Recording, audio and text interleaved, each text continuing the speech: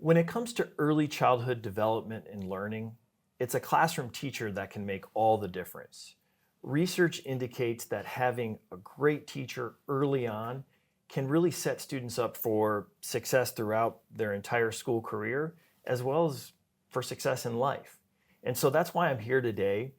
I'm here with Mrs. Hoog, a pre-kindergarten teacher at Jenks Northwest Elementary School, to talk a little bit more about the teaching profession and early childhood education. So Mrs. Hoog, thank you so much for being here. Really appreciate you taking time out of your schedule and for hosting us here at Jenks Northwest Elementary School. Thank you. Well, thank you for coming to visit us and bring a light to what we're doing in early childhood education. Yeah, okay, great. Well, let's jump in. So maybe you could just tell us a little bit about yourself. Right. I am a pre-K teacher, so that is 4-year-olds at Jenks Northwest Elementary. And I've been here roughly 7 years, a little more. I came mid-year. I grew up in Jenks. I graduated from Jenks. My children have all been raised and graduated from Jenks High School, so I just came and never left. Yeah, so you went to Jenks, I did. Graduated here, sent all your kids here, Yes. and now you're teaching here. And now I'm here. They can't get rid of me. Okay, so you're a dedicated Jenks person here. I am. I do fully believe in what the Jenks Public School District's doing. Okay. I bet that would give a lot of your parents and a lot of community members confidence that you went here, your own kids went here, and now you're teaching here. Yes. That's really cool. Yes. So what, I think I know a little bit about what actually got you into the profession, but what made you decide to become a teacher? Why did you choose early childhood? I mean, why not high school? Why not middle school? What brought you into the profession, and why pre-kindergarten?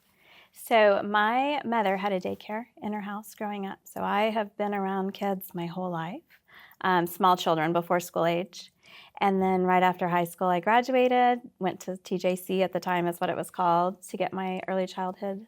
No, I did my elementary education associates there. And then decided I wasn't sure about that. And I went back and got my business administration associates. Then got married, had kids, stayed home with them for a little bit, went to school, got my CNA, and worked at the Children's Hospital. So again, back to kids. And then when my littlest came, the youngest started at Jenks, I started volunteering, and I was here so often, they said, apply for a job, and so I did, and came to work as a TA in 2012, yeah. Okay, as a teaching assistant. As a teaching assistant. So I did recess duty, I did car line duty, I did bus duty. And then part of that job was teaching struggling readers, small groups of struggling readers. And that just fell back in love with teaching and thought, okay, I need to finish. So I moved into a classroom as an early childhood assistant.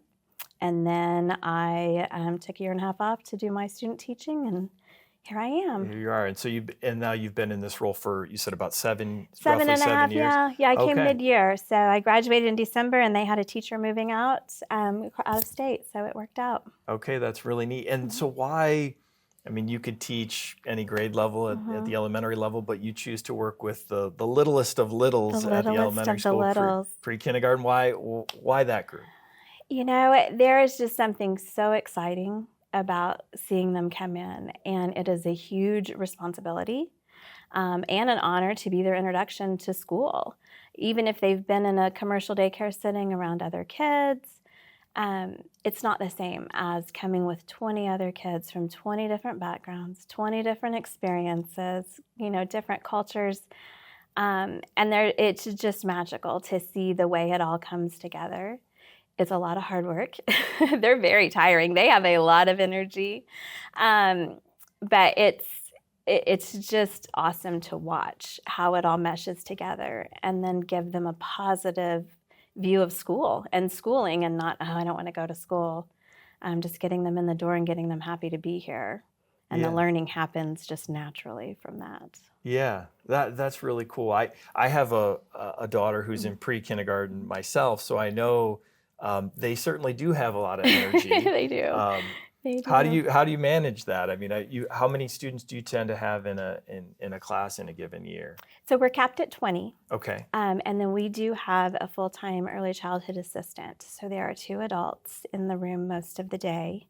And then they do have a brain break a time for them to just kind of rest their minds and relax. So that kind of helps us recharge too during that time. And I think you just stamina, like you just get used to it. Yeah. Yeah. So you learn how to manage the class, learn how to Yes. manage a group of students. Yes. I imagine there's a little bit of a learning curve. Maybe, the first couple of years you're trying to figure out what's the rhythm, what's the right routine, but then over time you probably start to figure out how to kind of manage the class, or maybe not. I don't know. What would you say? You're the expert. There is a constant learning curve because I can run my classroom one way one year, but the next group, it's 20 different kids. And so it could be things that have to be adjusted. We have an incredible team of ladies here in pre-K, and we work together. We learn from each other. I'll say, I taught this lesson last year and it worked perfectly, but this year it's not working with this group, and just that feedback from them. We'll try it this way, try it that way. But we are learning every day, all day. I mean, things change, kids' situations at home change. You have to be super flexible, and you've got to learn to just roll with the punches, because sometimes, there's some days, we had snow days, and then it's kind of like a hard reset after you've been out of school for a while. You just have to kind of take a deep breath and backtrack a couple steps, and then really focus them back on what they're supposed to be doing. Yeah, that makes a lot of sense. So do you have so it sounds like you've got other pre-K teachers that you collaborate and work with. So do you all work together to design curriculum and think about, how what the educational experiences are going to be like for the kids? How does that work? Is that a helpful support structure to have in place? Oh my goodness, I wouldn't survive without these ladies. So we have a team of 5 pre-K classroom teachers, and then we each have our full-time assistant. And so the 5 teachers of 5 ECAs, we all feed off of each other ideas. We'll see art in the hallway and we're like, oh, that looks fun. How'd you do that? We all have lunch at the same time, just because that's how it works in the pre-K schedule. Not all grades get to do that. And we generally use that time as collaboration and working on, what's going well in our classroom, what's not going well in our classroom. We do every year set out a pacing schedule, but we do have the autonomy within our classroom to change that and adjust that as needed. Like I said, one year the kids may have it by January, and the next year's group, for whatever reason, we didn't get there. And so we have some wiggle room in that. Yeah. And how do you know that, when you look at your students or a student, how do you know, what you're doing is working or paying off or setting that kid up for success? Every day, like it's a continual process, and we watch them. If you think back to in August, they come, and sometimes they are brand new 4-year-olds, never been away from home, never been away from siblings or mom, and just to daily see the growth. Following classroom procedures, that's one thing we hit really hard at the beginning of the year, and those routines. And then I love watching them work together. So the collaboration with each other and teaching them to rely on each other and depend on each other and trust each other to not steer them astray. Just that daily, sometimes you sit back and watch, they're over here and it looks like they're just building blocks, but there's a group of 4 kids who each went their own way, working together and figuring it out. And that's kind of when you go, okay, I did do something right. Something did click with these kiddos. But if you look for it, there's something every day that lets you know that, okay, it is meshing, it is sinking in, it is working, and each kid's in a different place. So that looks different for each kiddo. Yeah, that's kind of neat that you can see your impact every single day, and it must be kind of neat, even more so when you look back over the course of the year. Think about where they start when they come in as 4-year-olds, and then where they end up. Just seeing that trajectory must be pretty cool to see. Oh, it's amazing. And then one of the nice things about this building is we have pre-K through 4th grade in one building. And so I have a student I had in pre-K. I have his little brother this year, and he's part of our responsibility team. So he walks the little kids. Our 4-year-olds have to be escorted in the building always. They're not ever alone. And he walks the kids down. And so he comes down and sees me, and I get a hug or a high five from him every day. And you think, well, I taught them when they're 4, they're not going to remember me, but they do. And just building that relationship with the family and seeing the older kids, it's pretty awesome to just have that establishment, with I don't know, we get used to seeing them every day and conversing with them, and we get to know their families. I have been here my whole life, and so I have the grandkids of a teacher that taught my children. So it's just kind of full circle. It's pretty awesome. Yeah. So there's a teacher in the district still. She's retired. She's retired now, but yes, she taught you. Yes. Okay. She taught PE to my children, who are all graduated and gone now, and now I have her grandkids. So it's pretty awesome. That's exciting. Yeah. What a neat legacy neat. there. Approach them, and what are some of the biggest challenges that you do face? So for me personally, the biggest challenge I face are the things that are out of my control.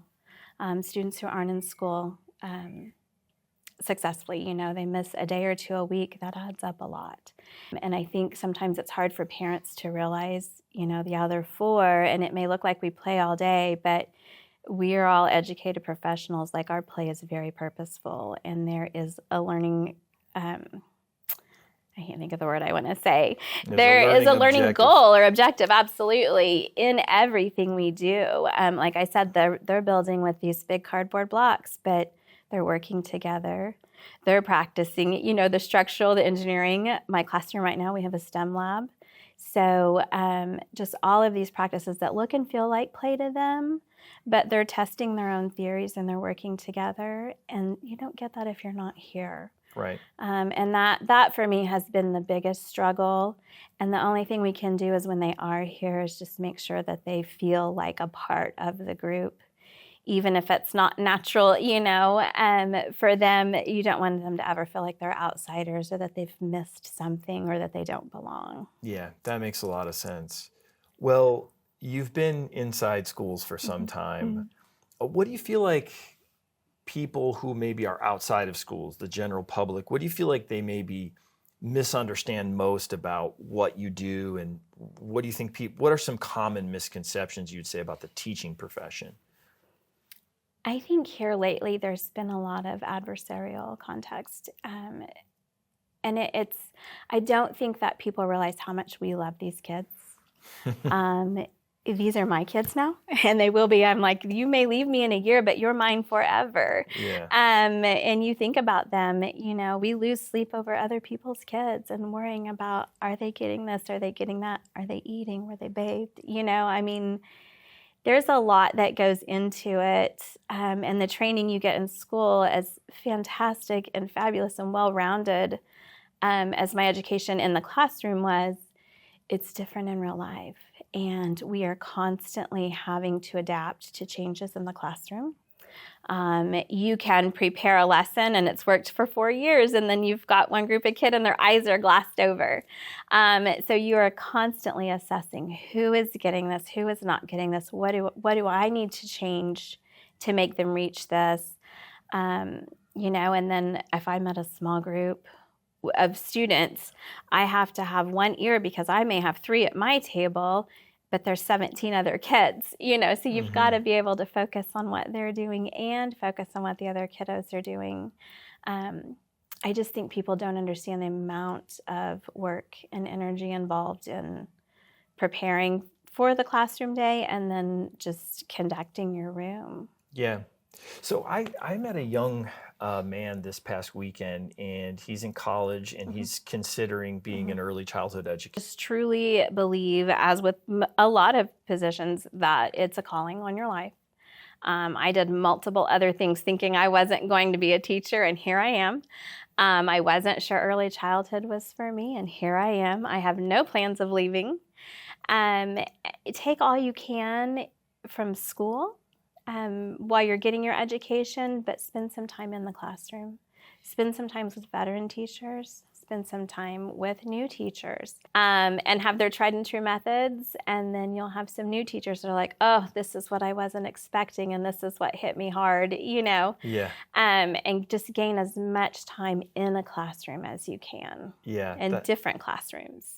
Right. That makes a lot of sense. That would certainly be the best way to kind of consider if this is the right career path for you. Yes. Well, getting outside the school walls here for a minute. Okay. So what's life like outside of school for you? Oh, goodness. Are you just grading papers at home 24/7? And Well, thankfully, pre-K, we don't send a lot of papers home to grade. A lot of their work is done and assessments are done in the classroom, either one-on-one or small groups. My kids are grown, so my husband and I are newly empty nesters. So we're trying to figure out what we're going to do with our lives. We've got 2 dogs. We like to work out. I love to read. I love college sports. So baseball season just started. Yay. Watched a lot of baseball this weekend. I do generally stay a little bit late. In early childhood, it's difficult because we do things, a lot of hands-on activities. And so we have things centered around different activities. So we'll have the building blocks. I have big cardboard building blocks for large motor skills. And then I'll have them practicing their patterning and sorting at a light table with different manipulatives. So we do spend a lot of time once a week or once every couple of weeks trading out the things in those centers to fit with whatever goal we're working on, to keep them engaged and entertained and not bored with what's going on. So that does involve a little bit of time outside of school. Probably there are some teachers that can do it during their lesson and plan time. I have a hard time focusing during my lesson and plan time. And there's a lot of other stuff going on. So that, for me, that 10, 15 minutes after school is worth it just to knock it out and get it done. right, so it may just depend on the person to some Sure, extent. for and sure. How you want to manage things, but you Yes, have that yes. ability to decide how you want to manage Of those. course, yes. Sure. Well, I think I know the answer to this question, but do you feel like this is a career path you would take again if you had the opportunity? I mean, has this been what you expected? No, it's not what I expected. Yes, I would do it again every single day. There is something good and wonderful in every single day. And on the days you're bogged down and think, oh, nothing worked right, the kids were crazy because it was Valentine's party day, take a minute and think about where you were a month ago, where they were 2 months ago, and look at what you've done. And you can see their growth just almost daily. It's incredible. But yeah, I can't imagine doing anything else. I don't plan on doing anything else. Like I said, I kind of avoided this job for a little bit, and it just found me. So I think this is where I'm meant to be. Well, Jenks Northwest Elementary School is certainly lucky to have you. Well, thank you. Thank you so much Thank you. for I your appreciate time. it. And I know you got to get back to class. I do. So I I'll do. let you go, I but do. thank you. I really appreciate it. Thank you. I appreciate you. All right, great.